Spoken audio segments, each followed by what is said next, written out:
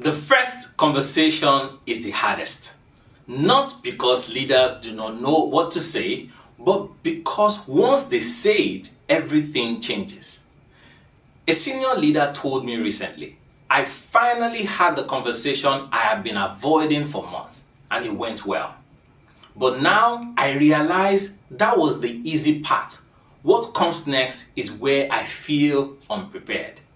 This is the part leadership literature rarely addresses. Welcome to the Leadership Factory.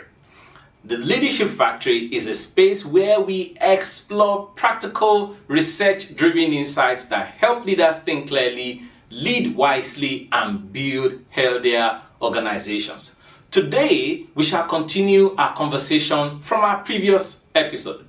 We are diving deeper and discussing a second part which I have renamed and titled The Psychological Minefield of Leadership, when silence is replaced with skill. You see, last week's episode exposed the danger of avoidance. But this second part confronts a more complex reality. Speaking up is not the end of the minefield. It is the entrance to a deeper one. Because once truth enters the room, three psychological tensions emerge. And the first is emotional residue. When feedback is delivered well, it does not disappear. Once the meeting ends, it lingers. The employee replays it, interprets it, questions it, and sometimes resents it in their heart. Leaders often assume that clarity resolves issues. In reality, clarity only begins the process. If you do not manage what happens after the conversation, you risk undoing what you just did. And this is where many leaders fail. Not in courage, but in consistency. They deliver difficult feedback, then retreat into distance. They assume space equals respect.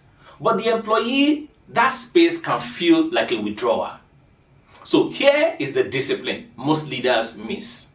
Follow through is more important than delivery. A leader I worked with began doing something deceptively simple. After every difficult conversation, he scheduled a short follow-up within a week. Not to repeat the feedback, but to ask one question. What has been most helpful or most difficult about what we discussed? That question did two practical things. It surfaced hidden resistance early, and it signaled that the conversation was not a judgment, it was a partnership. Feedback without follow-through feels like criticism, and feedback with follow-through feels like investment.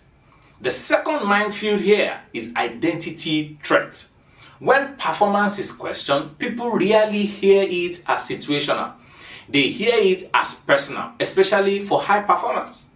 This is the paradox leaders struggle to navigate. The people who contribute the most are often the most sensitive to feedback. Not because they are fragile, but because their identity is deeply tied to their competence. So when you challenge their work, you are in their mind challenging who they are. If you do not understand this, you will unintentionally create disengagement in your strongest talent. The solution is not to soften feedback. It is to separate identity from outcome explicitly. So, what this means is that there is a dimension of the feedback minefield that receives almost no practical attention. The difference between behavioral feedback and identity level disruption. In the previous episode, we addressed the importance of speaking to behavior rather than character. One executive I advised changed one sentence and it transformed his team dynamic.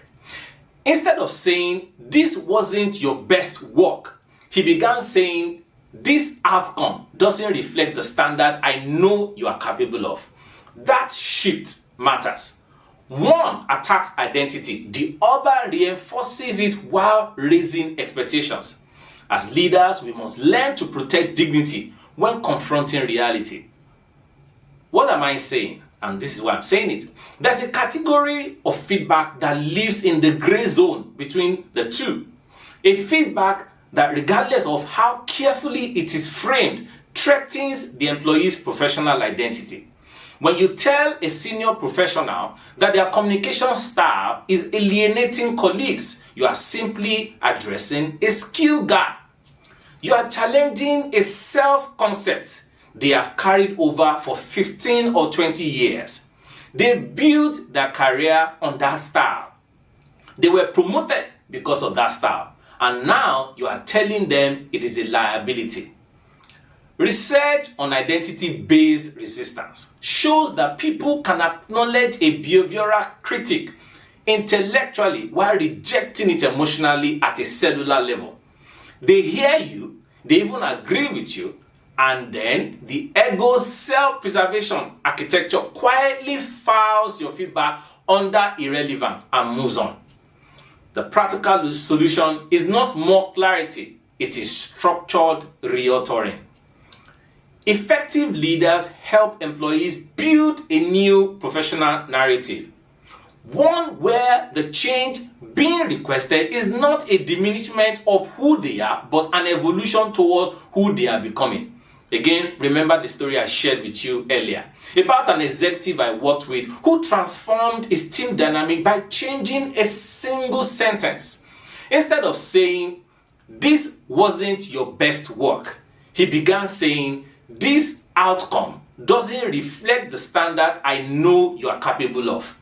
One attacks identity, the other reinforces it while raising expectations. I'm repeating this for a purpose.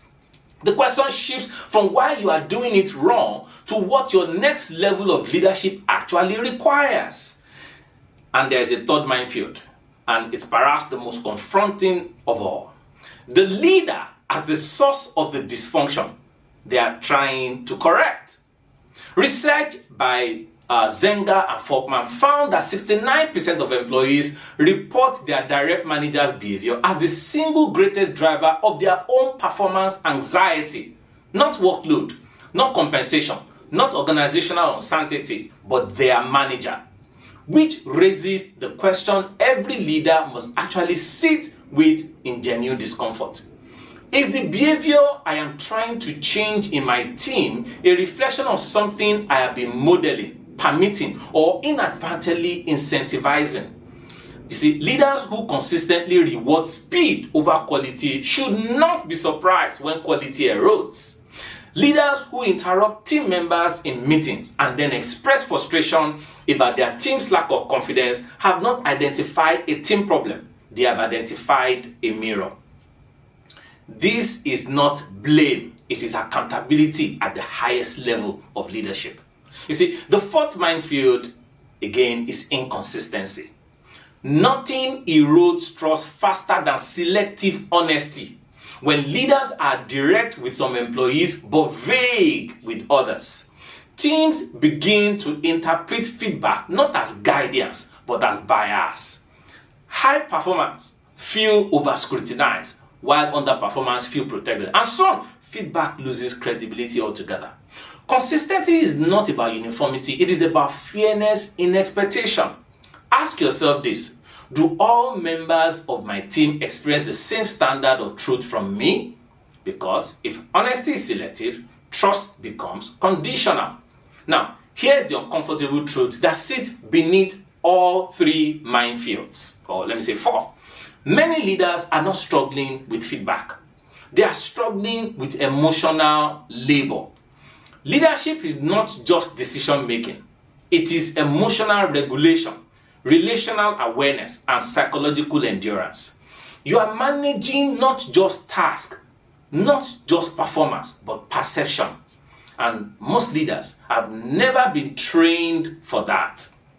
So they default to what feels manageable: avoidance, inconsistency, or overcorrection. But effective leadership requires a different posture. You must learn to stay present when others become uncomfortable. You must learn to absorb emotional reactions without personalizing them. And you must learn to hold tension without rushing to resolve it.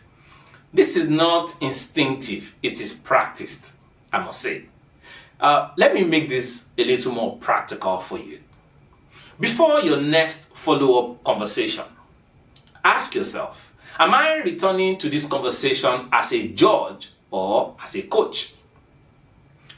During the conversation, pay attention to your instinct. Yes. Are you trying to fix the discomfort quickly, or are you allowing the other person to process and respond? And that requires time. After the conversation, then take time to reflect.